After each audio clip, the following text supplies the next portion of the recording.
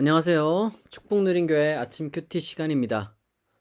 2026년 3월 20일 금요일 오늘 아침 함께 묵상할 하나님의 말씀은 요한복음 14장 15절에서 21절입니다.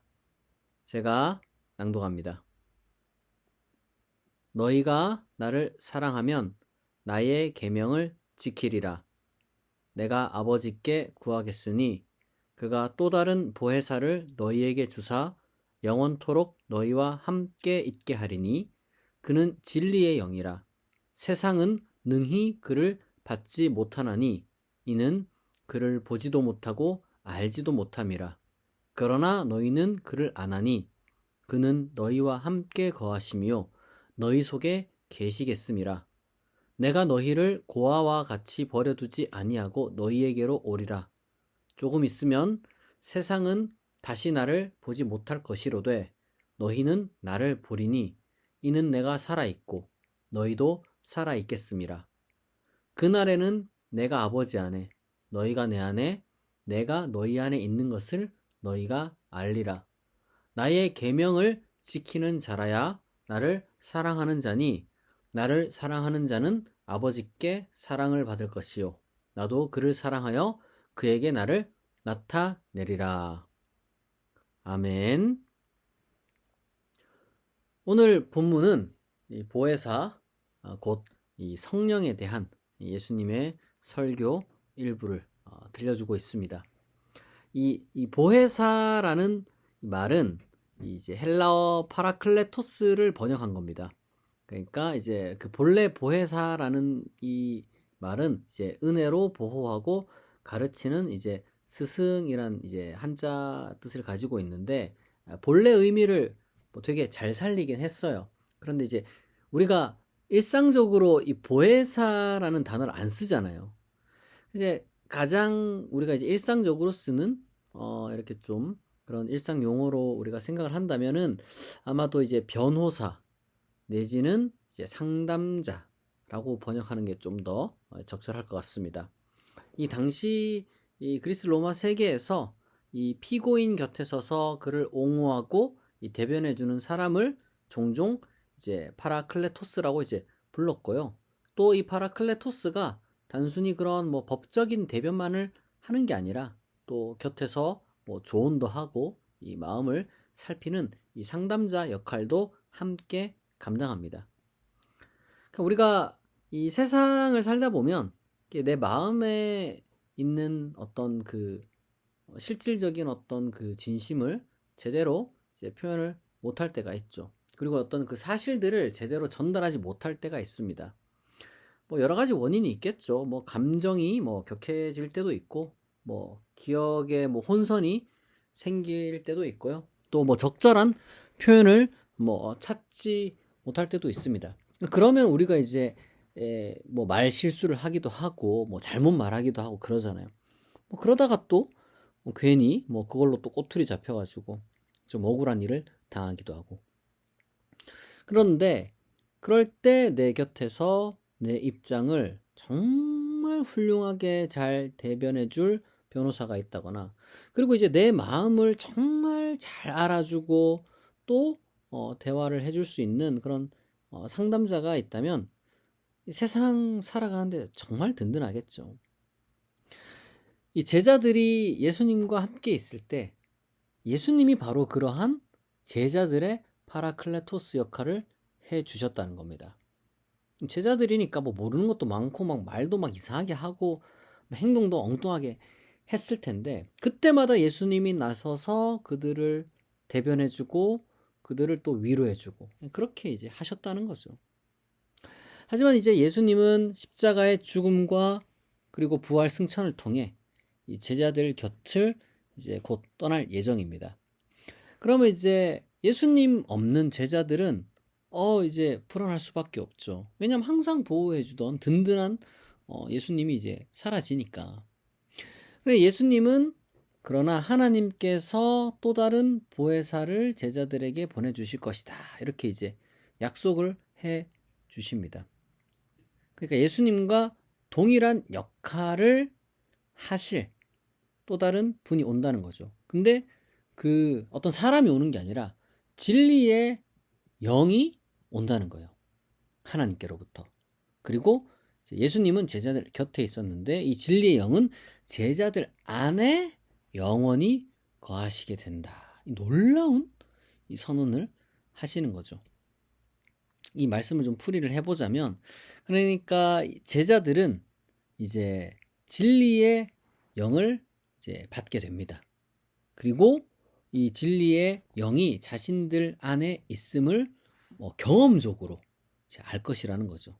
그리고 나아가 그 내면에서 진리의 영과 교제하며 어떤 그 주어지는 상담과 그리고 어떤 그 진리의 지도를 통해서 이 진리를 온전히 깨닫고 세상 가운데서 특히 세상의 오해나 핍박 가운데서도 그 진리를 정말 논리정연하고도 담대하게 말할 수 있게 된다.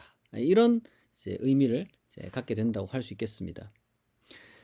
그런데 세상이 진리의 영을 받지 못하지만 제자들은 받는다고 하잖아요. 그러니까 예수님을 따라가는 사람들은 이제 진리의 영을 받는다고 합니다. 성령을 받는다는 거죠. 그러면은 우리가 이렇게 생각할 수가 있는 거예요. 일단 우리가 예수님을 믿게 됨으로써 우리가 이제 진리의 영을 우리 안에 이제 모시게 되었는데, 그러면 우리가 이제 이렇게 생각할 수가 있겠죠. 정말 진리의 영이 내 안에 있는가? 그죠? 그리고 진리의 영이 나 안에 있다. 내가 이렇게 이제 믿음을 갖고 이제 고백을 합니다. 그러면은 내 내면에서 떠오르는 생각들이 있을 거 아니에요. 마음도 있을 거고. 근데 그러면은 이게 내 생각인지 아니면은 내 생각이라고 하기 좀 어려운 소위 말해서 이 노이즈 같은 이 잡생각인지 아니면 정말 참된 진리의 영의 음성인지 우리가 어떻게 이제 구별할 수 있을까? 이런 생각을 하게 되는 거죠.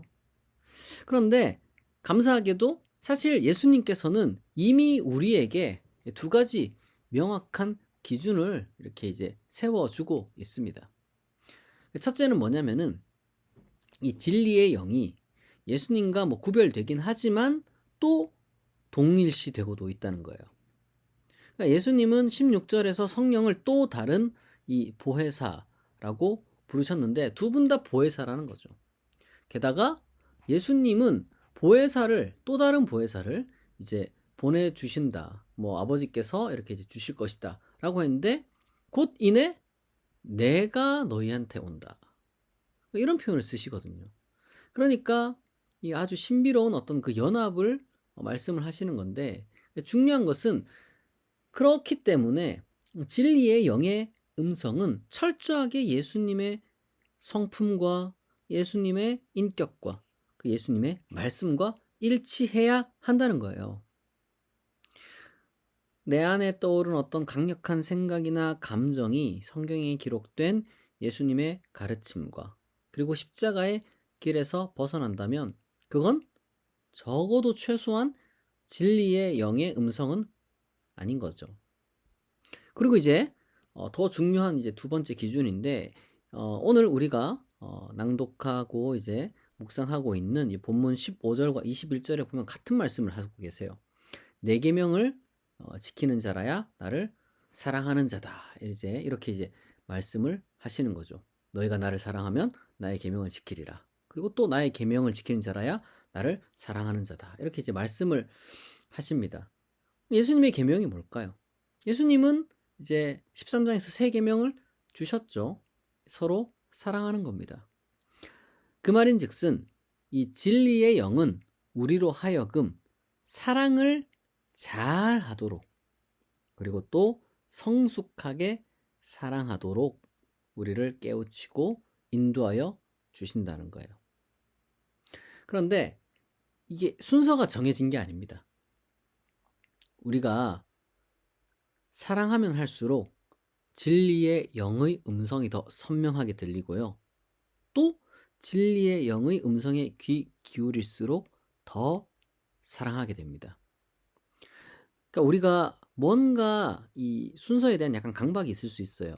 내가 먼저 영의 음성을 듣고 그 다음에 그 영의 음성을 어떻게 듣는 거지? 이게 도대체 뭐가 영의 음성이지? 막 이렇게 이제 고민할 수 있죠. 근데 이제 중요한 거는 반대로 예수님께서 말씀하신 것처럼 내 계명을 지키는 것.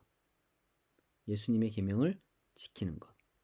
사랑부터 해야 합니다. 그게 사실은 더 빠른 방법일 수 있어요. 우리가 예수님의 계명을 지키면 지킬수록 진리의 영의 음성을 우리 내면에서부터 오는 들려오는 미세한 그 음성을 조금씩 더 선명하게 들을 수 있을 겁니다. 이거는 경험한 사람만이 이제 뭐 고백할 수 있는 부분이라고 생각을 해요. 중요한 것은 예수님께서는 어쨌든 약속을 해 주셨습니다. 예수님은 또 21절에서 그렇게 살아가는 자는 또한 아버지의 사랑을 받게 될 것이다. 이렇게 이제 약속을 해주셨어요. 지금 큐티를 듣고 있는 우리 성도 여러분들께서 저는 이걸 꼭 기억하면 좋겠습니다. 예수님을 믿는 우리는 이미 진리의 영을 받은 자들입니다. 중요한 것은 내 안에 계신 그 진리의 영의 음성에 귀를 기울이고 그리고 진리의 영이 주시는 그 힘으로 당당하게 세상을 살아가는 겁니다. 그것을 위해서 우리가 먼저 예수님의 계명을 잘 지키고 살아가면 하나님은 우리를 더 사랑하시고 또한 우리 안에 진리의 영의 음성을 더 잘 선명하게 들리게 해 주실 것이고 또한 예수님 자신을 선명하게 나타내 보여 주실 것입니다. 가장 든든한 변호사이자 상담자이신 이 성령을 모시고 여러분 힘내서 살아가는 오늘 하루가 되시길 바랍니다. 억울하고 답답할 때 적절한 말과 지혜가 부족하다고 느껴질 때 내 안에서 나를 변호하시고 나를 위로하시고 또 진리로 인도해 주시는 성령님께서 분명히 여러분들의 마음을 위로해 주실 것이고 또한 필요한 지혜와 말을 채워 주실 겁니다. 여러분들이 기도를 깊게 할 수 있기를 바랍니다. 그리고 그 크신 위로와 은혜를 힘입어 오늘 하루도 나를 사랑하고 또 남을 사랑하는 그러한 행복한 삶을 살아갈 수 있는 그러한 힘이 여러분 가운데 있기를 진심으로 축원합니다.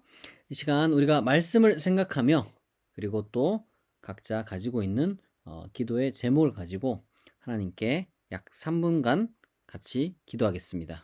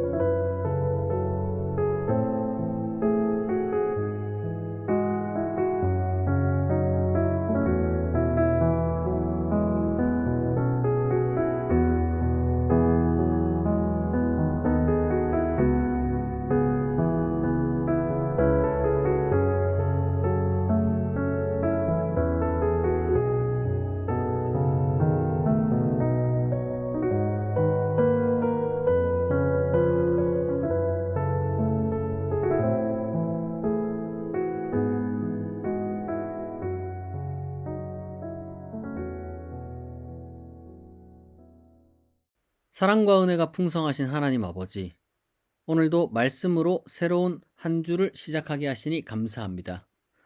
우리를 고아와 같이 홀로 버려두지 않으시고 영원한 위로자이자 참된 변호사이신 성령님을 우리 마음에 보내주시니 참으로 감사합니다. 예수님을 믿는 우리 안에 이미 진리의 영이 거함을 우리가 믿습니다. 세상에서 억울한 일 당하고 지혜가 부족할 때마다 친히 상담자이자 변호사가 되어주시는 성령님의 그 세미한 음성이 우리 귀에 들리게 하옵소서. 또한 내 안에 떠오르는 생각들이 예수님의 말씀과 일치하는지, 그리고 이웃을 향한 사랑과 섬김으로 이끄는지 늘 분별하는 영적인 지혜를 주시옵소서.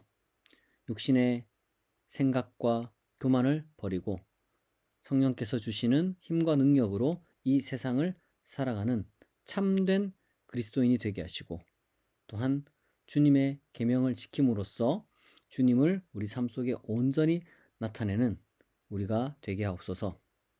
하나님, 오늘 금요일입니다. 오늘 하루도 우리 성도님들의 이 수고로운 그 발걸음 걸음걸음마다 동행하여 주시고, 또 각자 가슴에 품고 하나님께 아뢰는 그 기도 제목을 들으시고 가장 좋은 것으로 속히 응답하여 주옵소서. 언제나 우리와 함께 하시는 예수 그리스도의 이름으로 기도합니다. 아멘. 지금까지 축복누린교회 아침 큐티였습니다. 축복누린교회 큐티는 매주 월요일부터 금요일 오전 6시에 진행됩니다. 평안한 주말 보내시고, 또 오는 주일 예배 11시에는 부활에 대하여 함께 묵상할 예정입니다. 은혜를 사모하는 분들은 꼭 예배에 참석하시길 바랍니다.